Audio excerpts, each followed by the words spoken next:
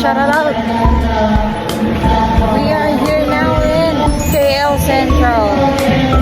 Subukan natin mag-take ng MRT dito sa Kuala Lumpur.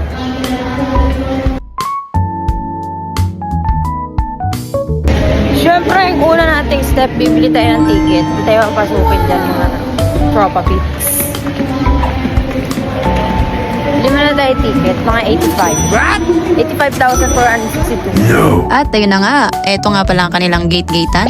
At ang katabi po nun ay ang tindahan ng mga ticket. Kapag nandun ka na sa cashier, siyempre sasabihin mo nun, tayo pabili nga ng ticket, yung papuntang Batu Cave. Tapos ang MRT fare niya ay 2.60 Malaysian ringgit. Ang katumbas po nun ay search muna yan, kaya mo na yan.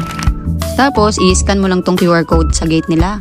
Papuntang langit na yan. Yan, makikita nyo naman, di ba? Tapos yan, lakad-lakad lang. Tapos, dapat tignan mo mabuti kung bababa ka ng platform 3 o platform 4. Kasi, baka pag magkamali ka, mapunta ka sa monumento niyan. Delikado yan.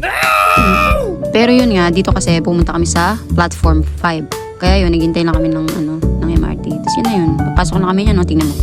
1, 2, 3, go. Boop! Tapos dapat makinig kayo mabuti dun sa may sa ina-announce kasi mamaya tutulog-tulog kayo. Ayan, paglabas nyo, yan agad yun. Dire-diretso na yan. Tutumbukin nyo na ngayon. Susundan nyo na yung mga taong lakad ng lakad. Tapos, yan na, makikita nyo na yung Batu Cave. Ito, may malaki silang mga statwa. Yan, dami nilang ungguay. At syempre, papatalo ba si Baby at si Mami Monkey niyan? Tingnan mo naman, grabe mag-fashion show yan.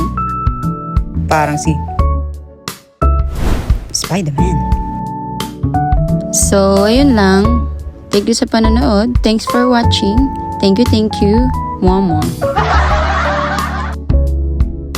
Kapag gusto nyo pa makapanood ng maraming video kagaya nito, follow nyo lang tong account na to.